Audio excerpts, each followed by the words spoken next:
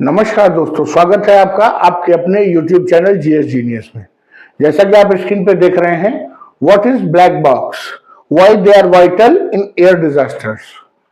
Black box क्या है और जो वायु दुर्घटनाएं होती हैं, उन जो हवा में जो हवाई जहाजों के एक्सीडेंट होते हैं या उनके साथ कोई अन्य दुर्घटना होती है, चिड़िया टकरा जाती हैं या उनके साथ कोई जो इलेक्ट्रॉनिक लूप होल्स हो जाते हैं, उन उन परिस्थितियों में ये ब्लैक बॉक्स है वो क्यों इतना महत्वपूर्ण हो जाता है।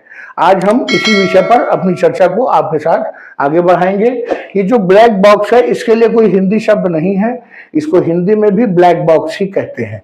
तो चलिए मित्रों, इसके पहले कि हम वीडियो को शुरू करें, आपसे हमारी रिक्वेस्ट है कि हमारे चैनल को सब्सक्राइब कर लीजिए, क्योंकि इस चैनल पर इसी प्रकार के जो आपके परीक्षा उपयोगी और आपके इंटरेस्ट के जो आसपास के समसामयिक मुद्दे होते हैं, उन पर छोटे छोटे वीडियो प्रस्तुत किए जाते हैं।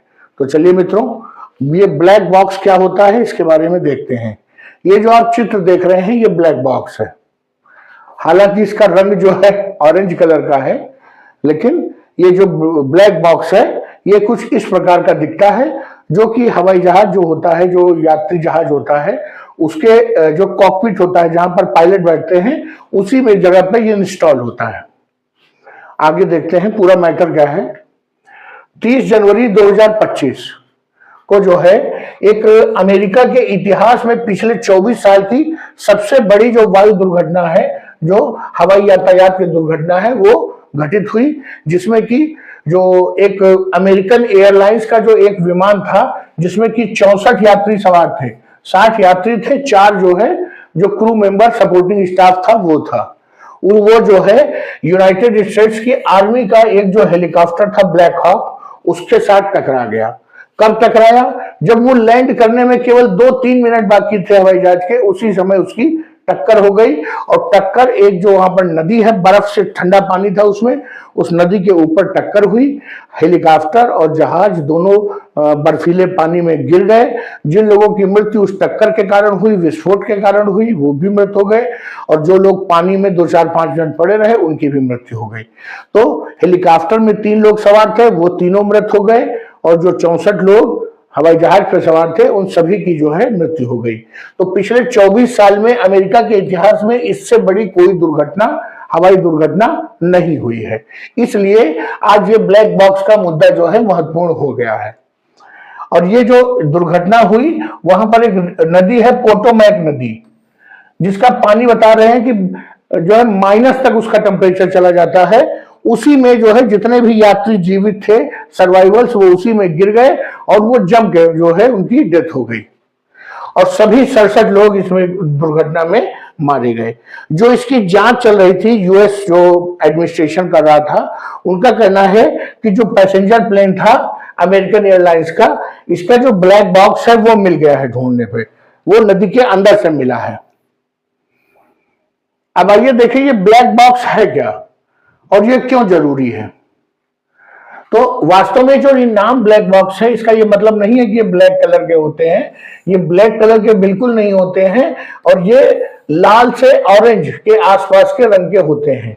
ये ऑरेंज या नारंगी या लाल रंग के इसलिए बनाए जाते हैं क्योंकि आपको मालूम होगा जो खतरे के निशान है वो भी लाल रंग से बनाए जाते हैं, क्योंकि बहुत दूर से वो जो है दिखाई पड़ जाते हैं हमें। और इसीलिए ऑरेंज कलर इसका रखा गया है कि जब कभी जंगलों में दूर दराज कहीं पर ये गिर जाता है दुर्घटना के बाद, तो अगर हरे रंग का होगा तो पेड़ पौधों में छुप जाएगा, भूरे या पीले रंग का होगा तो मिट्टी के बैकग्राउंड में छुप जाएगा, अगर सफेद रंग का बना दिया तो अगर हम मान लीजिए कहीं पहाड़ी इलाके में दुर्घटना हुई तो सफेद बर्फ में छुप जाएगा। तो इसलिए इसे एक भड़कीले जो है ऑरेंज कलर का पेंट किया जाता है, जिससे कि काफी दूर से भी जो है ये हमको दिख जाए। इसका नाम लेकिन ऑरेंज होने के बावजूद इसका नाम ब्लैक बॉक्स क्यों पड़ा, इसके बारे में कोई नहीं बता पाता है, कुछ क्लियर नहीं है। कुछ लोगों का मानना है कि जो शुरुआती जो इक्विपमेंट बनाया गया था वो ब्लैक कलर का बनाया गया था, इसलिए इसे ब्लैक बॉक्स कह दिया गया। कुछ लोगों का कहना है कि चूंकि एक दुर्घटना से जुड़ा हुआ है, एक बुरी चीज है, इसलिए इसे ब्लैक कह दिया गया। तो कुछ भी क्लियर नहीं है। ये जो ब्लैक बॉक्स है, इसका जो आविष्कार हुआ था वो 1950 के दशक में एक ऑस्ट्रेलियन वैज्ञानिक थे, डेविड वॉरेन, उन्होंने इसका आविष्कार किया था। लेकिन जब इन्होंने उसका आविष्कार किया था तो उसका उद्देश्य केवल कुछ मिनटों की रिकॉर्डिंग करना था कि जब दुर्घटना होगा, हवाई जहाज को झटके लगेंगे, तब वो एक्टिव हो जाएगा और रिकॉर्डिंग शुरू कर देगा। तो उसमें लिमिटेड डाटा ही रिकॉर्ड हो पाता था, कुछ 5-10 मिनट का ही डाटा रिकॉर्ड हो पाता था। लेकिन आजकल आप जानते हैं कि एक छोटी छोटी चिप में जीबी और टीबी की जो है डाटा इकट्ठा हो सकता है। आपके मोबाइल में 1 टीबी का जो है मेमोरी कार्ड अगर लगा दिया जाए तो पूरे साल भर का 2 साल का डाटा उसी में इकट्ठा होता रहेगा। तो आजकल के जो आधुनिक युग है उसमें कंप्यूटर चिप्स का इस्तेमाल होता है, जिसके कारण जो बहुत लंबे समय तक का जो डाटा है उसमें इकट्ठा होता है। जो ब्लैक बॉक्स होता है उसमें 2 तरह के रिकॉर्डर होते हैं। एक तो वो रिकॉर्डर होता है जो कॉकपिट में जो है, जो पायलट और को पायलट और जो सपोर्टिंग स्टाफ आपस में बातें करते हैं, वो सब कुछ उसमें रिकॉर्ड होता है। पायलट की आवाज, उनकी बातचीत, अगर वो कुछ गलत कर रहे हैं तो वो रिकॉर्ड होता है, कुछ सही कर रहे हैं वो रिकॉर्ड होता है। और इसके अलावा एक सेपरेट फ्लाइट डाटा रिकॉर्डर होता है उसमें, जिसमें लगातार ये रिकॉर्ड होता है कि फ्लाइट को कब ऊपर उठाया गया, कब नीचे गिराया गया, किस समय स्पीड बढ़ाई गई, किस समय नियमों का पालन किया गया, किस समय रूट से डाइवर्ट हुए। तो ये सब एक ऑटोमेटिक रिकॉर्डिंग उसमें चलती रहती है। तो 2 तरह की रिकॉर्डिंग हो रही है। एक ऑटोनोमस रिकॉर्डिंग है जो फ्लाइट के बारे में है, फ्लाइट का व्यवहार कैसा है, कब जहाज किधर मुड़ा, किस गति से गया, कब धीमा हुआ, ये सब होता है। और दूसरा जो है, जो पायलट और को पायलट है उनके बीच की बातचीत को रिकॉर्ड किया जाता है। इसका उद्देश्य यह है कि होता क्या है कि जब कोई इमरजेंसी की सिचुएशन आती है तो पायलट और को पायलट आपस में डिस्कस करते हैं कि इस सिचुएशन में हमें क्या करना चाहिए। तो ये मालूम चलता है कि इस तरह की परिस्थिति में इस पायलट ने ऐसा काम किया जिसके कारण ये दुर्घटना से बच सके या दुर्घटना से नहीं बच सके। तो ये सारा डाटा उसमें इकट्ठा होता है। तो अब आजकल जो है, ये जो पहले के जमाने में नहीं था, लेकिन आजकल जो जितने भी सिविल एविएशन के जो जिनको लाइसेंस दिया जाता है हवाई जहाजों की फ्लीट को चलाने के लिए, उन सभी के लिए अनिवार्य कर दिया गया है। और इसमें जो है ये जो कॉकपिट का जो रिकॉर्ड होता है वो इसका इस्तेमाल इसलिए होता है कि भविष्य में मान लीजिए कोई एक ऐसी परिस्थिति आई कि चिड़िया टकरा गई प्लेन के शीशे से और शीशा टूट गया। अब पायलट ने उसे कैसे हैंडल किया। अगर 2 विभिन्न इस प्रकार की घटनाओं में पायलट ने एक जैसी चीज की है और वो सफलतापूर्वक जहाज को उतारने में सफल हो गए हैं, तो इससे मालूम चलता है कि अगर ये चीज की जाए तो हवाई जहाज को बचाया जा सकता है। जब कई बार पायलट उसी घटना को करते हैं और वो जहाज को बचा ले जाते हैं तो वो धीरे धीरे एसओपी बन जाती है और सभी के लिए उसी प्रकार का आचरण अनिवार्य हो जाता है। तो एक प्रकार से डाटा जो है संकलित किया जाता है इसमें। इसका वजन करीब जो है 10 पाउंड होता है, अर्थात काफी भारी होता है।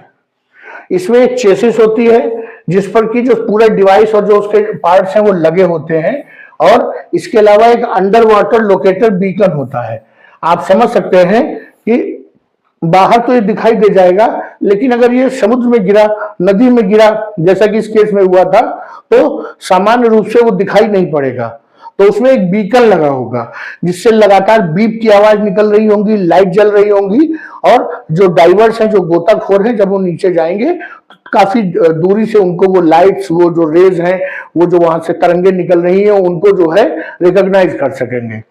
इसके अलावा एक कोर हाउसिंग होती है जो स्टील या टाइटेनियम की बनी होती है, मजबूत। उसको मजबूत इसलिए बनाया जाता है कि जो एल्युमिनियम का बना हुआ जहाज जब ऊपर से नीचे गिरता है एक्सीडेंट के बाद, तो उसके चीथड़े उड़ जाते हैं। दो टुकड़े एक बराबर कहीं नहीं मिलते। तो अगर ब्लैक बॉक्स भी कमजोर चीज का बना होगा, एक सिंपल आयरन का बना होगा, माइल्ड स्टील का या एल्युमिनियम का, तो वो भी जब गिरेगा तो उसके टुकड़े जो है समेटना संभव नहीं होगा। इसलिए उसको टाइटेनियम जैसे हार्ड जो मटेरियल है उससे बनाया जाता है, या जब कॉस्ट कटिंग करनी होती है तो स्टेनलेस स्टील से भी बनाया जाता है। इसके अलावा उसमें एक चिप होती है, एक सर्किट बोर्ड होता है। सर्किट बोर्ड सारा करंट और उसको सप्लाई करता है, चिप में रिकॉर्डिंग होती है। तो इसमें एक जो ब्लैक बॉक्स में लगभग 88 जरूरी पैरामीटर्स को रिकॉर्ड किया जाता है। लेकिन आजकल के जो मॉडर्न जो नए जो ब्लैक बॉक्स आ रहे हैं उसमें 1000 से अधिक जो सिग्नल्स हैं उनको जो है रिकॉर्ड करने की क्षमता होती है, जो वास्तव में ये जो है करीब 2 घंटे की रिकॉर्डिंग को जो है अपने में रिकॉर्ड कर सकता है। 2 घंटे का डाटा ये जो है अपने में रख सकता है। लेकिन अब ये प्रयास हो रहा है कि कम से कम इसमें 25 घंटे का डाटा जो है वो सेव किया जा सके। कभी कभी देखने में आया है कि जो 2 घंटे का जो डाटा की लिमिट है वो कम पड़ जाती है, लेकिन अभी 25 घंटे का जो डाटा है उसको लागू होने में कई साल लग जाएंगे, क्योंकि आप समझते हैं ये ब्लैक बॉक्स एक बहुत सस्ती चीज नहीं है। हर अपने प्लेन में इसको रिप्लेस करना एक नए मॉडर्न ब्लैक बॉक्स से काफी खर्चीला है, और वास्तव में पूरी दुनिया में जो सिविल एविएशन इंडस्ट्री है वो लगातार घाटे में जा रही है। तो ये 25 घंटे की रिकॉर्डिंग वाला ब्लैक बॉक्स इतनी आसानी से इंप्लीमेंट करना अभी संभव नहीं है, इसको कई साल लगेंगे। और इसकी जरूरत क्यों महसूस हुई? इसलिए महसूस हुई कि जो अभी हाल ही में साउथ कोरिया में जो जेजू एयरलाइंस का जो एक विमान दुर्घटनाग्रस्त हुआ था बोइंग कंपनी का, और उसमें सवार जितने 179 पैसेंजर थे वो सभी मारे गए थे। उसमें जो टाइम लिमिट थी वो खत्म हो गई थी, और आखिरी के जो 4 मिनट की बातचीत है जो सबसे ज्यादा महत्वपूर्ण थी, कि जिसमें पायलट को बता रहा है कि अब हम गिरने जा रहे हैं, या अब हम नहीं बचेंगे, या विमान 2 टुकड़ों में हो गया है, इन सब चीजों की जो आखिरी की 4 मिनट की रिकॉर्डिंग थी वो इसमें रिकॉर्ड नहीं हो पाई, क्योंकि डाटा लिमिट समाप्त हो गई। इसलिए प्रयास किया जा रहा है कि अब कम से कम 25 घंटे का इसको डाटा की जो लिमिट है उसको बढ़ा दिया जाए। 1990 में कुछ ऐसे जो एक्सीडेंट हुए, जो वायु दुर्घटनाएं हुई, जिसमें कि ये जो हमारा रिकॉर्डर था उसको जैसे ही पावर सप्लाई बंद हुई, आप समझ सकते हैं कि जैसे ही ये जो ब्लैक बॉक्स है ये भी एक इलेक्ट्रिकल पावर सप्लाई से ही पूरा सिस्टम चलता है। तो जब प्लेन में जो इलेक्ट्रिकल सिस्टम में कोई खराबी आती है और उसको इलेक्ट्रिकल फेल्योर होता है तो स्वाभाविक है कि इस रिकॉर्डर को भी पावर सप्लाई बंद हो जाएगी। तो जैसे ही रिकॉर्डर को पावर सप्लाई बंद हुई, ये तुरंत जो है ये भी बंद हो गया, और इसमें जो रिकॉर्ड होना था डाटा या जो कॉकपिट की आवाजें रिकॉर्ड होनी थी वो भी नहीं रिकॉर्ड हो पाई। इसलिए उसके बाद ये व्यवस्था की गई कि कम से कम इसमें 10 मिनट का बैटरी बैकअप दिया जाएगा। आप समझते हैं कि बहुत आसान सी चीज है कि उसमें लिथियम आयन की बैटरी लगा दी जाएगी, जिससे कि इलेक्ट्रिकल फेल्योर के बाद भी 10 मिनट तक ये जो हमारा ब्लैक बॉक्स है ये काम करता रहेगा। और फाइनली 1990 के बाद आप समझ सकते हैं कि 2010 में इस प्रावधान को हमने अपना लिया, और 10 मिनट का बैटरी बैकअप अब सब में सभी ब्लैक बॉक्सेस में रहता है। तो मित्रों, मैंने आपको बताया कि ये ब्लैक बॉक्स जो है ये हवाई जहाज के लिए अत्यंत महत्वपूर्ण होते हैं, और आज की डेट में जितने भी सिविल एविएशन इंडस्ट्री में जो प्लेन्स उड़ते हैं, पैसेंजर प्लेन्स हैं, सभी में अनिवार्य रूप से ब्लैक बॉक्स लगाया ही जाता है। बल्कि अब तो जो मिलिट्री एयरक्राफ्ट हैं उनमें भी इसकी व्यवस्था कर दी जाती है, जिससे वो भी मालूम चल सके कि पूरा रिकॉर्ड हो जाए कि जब प्लेन दुर्घटनाग्रस्त हुआ तो क्या हुआ। इस केस में जो अभी अमेरिका में दुर्घटना हुई है उसमें जो हेलीकॉप्टर दुर्घटनाग्रस्त हुआ है उसमें भी कुछ रिकॉर्डर टाइप की चीज थी, उसको आगे चल के उसको भी इन्वेस्टिगेट किया जाएगा कि उसमें क्या रिकॉर्ड हुआ है, क्या दोनों जो है एक जैसी चीजें रिकॉर्ड हुई है। वो भी देख रहे हैं कि सामने से हेलीकॉप्टर आ रहा है, हेलीकॉप्टर भी देख रहा है कि प्लेन आ रहा है, लेकिन दोनों अपने रास्तों को नहीं बदल सकते थे, ये प्रोटोकॉल था, और अंत में वो दुर्घटनाग्रस्त हो गए। तो मित्रों, मैंने आपके समक्ष ये ब्लैक बॉक्स के बारे में डिटेल से बताया। अगर आपको ये जानकारी उपयोगी लगी हो तो वीडियो को लाइक करिए, चैनल को सब्सक्राइब करिए। धन्यवाद।